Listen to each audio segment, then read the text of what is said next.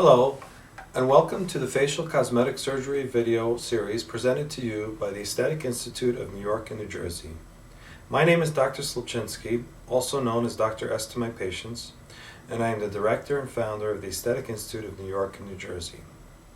In this series of educational videos, I will take you step by step through facial cosmetic procedures offered at the Aesthetic Institute of New York and New Jersey.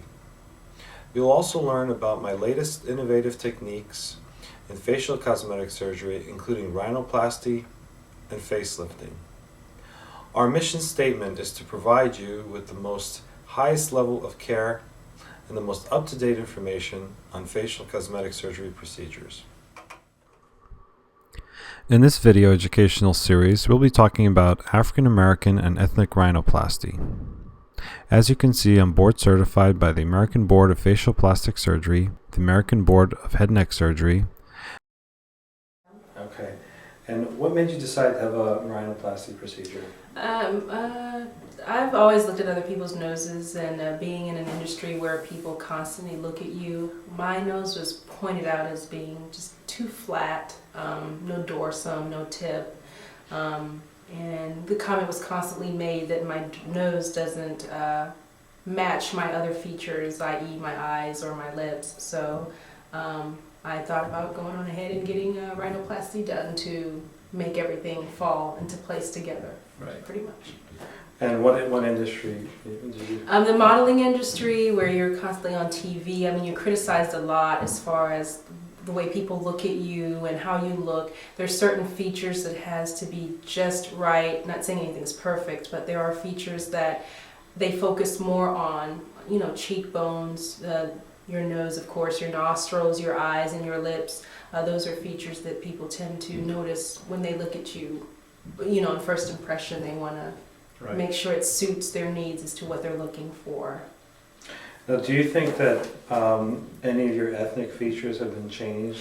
Oh, not at all. I mean, that was one of my main concerns. Had I met Dr. Olay before, I would have had this procedure done a long time ago, because I've gone to other plastic surgeons where I was told, well, this will happen, that will happen, your eyes may not be as slanty, which that's when I think one of my favorite features are my eyes, and of course my lips come second.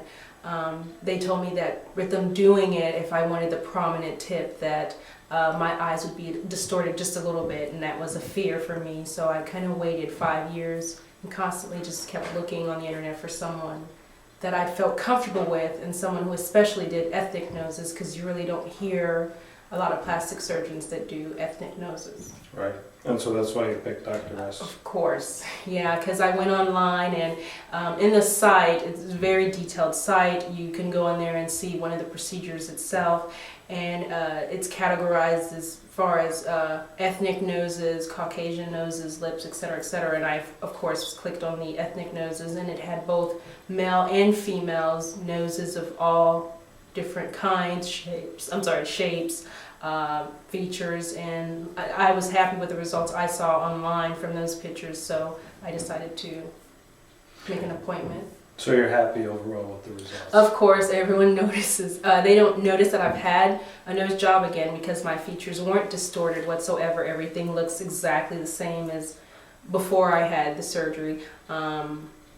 People notice my features a lot more. I think with my nose being narrower, people tend to see my eyes more, and other features just pretty much come out. Right.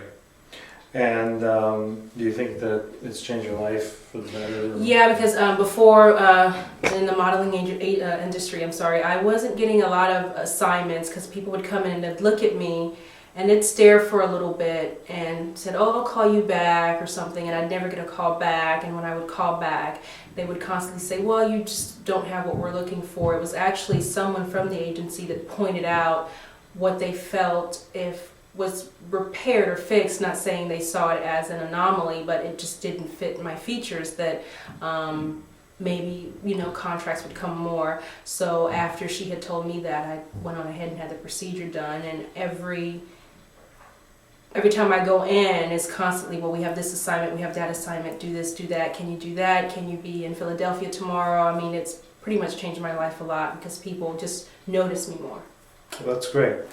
Thank you very much, Kat. Thank you. In cosmetic rhinoplasty, restoring balance, harmony, and aesthetic proportions of the face are of utmost importance. This is especially difficult in the African American or ethnic rhinoplasty case. As seen in this before and after picture of Ket, we can see that there's a restoration of balance and harmony of her face, bringing her nose more in proportion, brings out her best features, which are her eyes and her lips.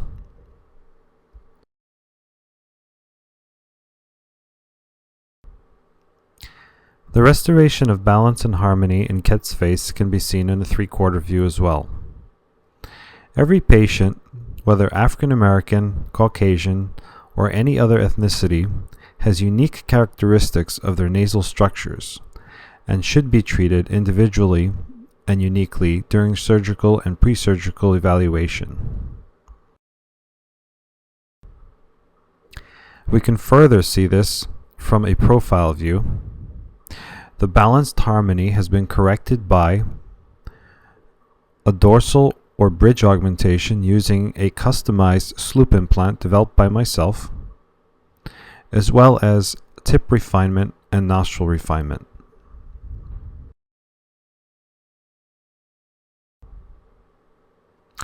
There are some major anatomic differences in the African American and ethnic nose versus the Caucasian nose. These differences will be examined in the next couple of slides. We have marked in red an increase in the vertical and horizontal width of the nostril in the African American nose. There's also an amorphous or fattier tip in the African American nose, marked in green. And marked in yellow, we can see that there's a difference between the bridge length, height, and width. From a profile view, we can plainly see the African American nose has a lower bridge, and also marked in red, a deeper nasal frontal angle. In many rhinoplasties, patients request this to be heightened. In my 3-tiered approach, I use a custom carved silastic sloop implant that has been developed by me. 2, I defat the tip and add cartilage to the tip to create a nice framework. And I also do vertical and horizontal nostril narrowing. Let us look at some more before and after pictures of African American rhinoplasty patients. As you can see in this patient, in the before and after picture, there's also a restoration of harmony and balance in the nose, which brings out the other features of the face, the eyes and the lips. However, preserving ethnic characteristics of the nose. This balance and harmony can also be seen in a 3/4 view. This patient also was very satisfied with her results and had quite an improvement in her personal and professional life. In this male patient, we can see that there's a nice slight reduction in the width of the bridge of the nose, an elevation of the height, and a slight narrowing of the nostrils and the refinement of the tip. The 3/4 view also demonstrates this nicely. We can also see that the ethnic features of the African American nose have been preserved.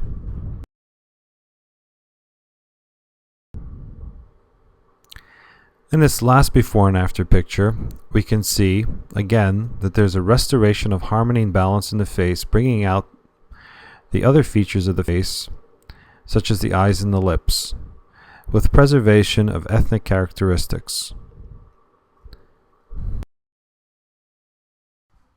This concludes the African American and ethnic rhinoplasty educational video. I would encourage you to go to my website, African American Rhinoplasty, to learn about my unique techniques in African American and ethnic rhinoplasty. Thank you very much.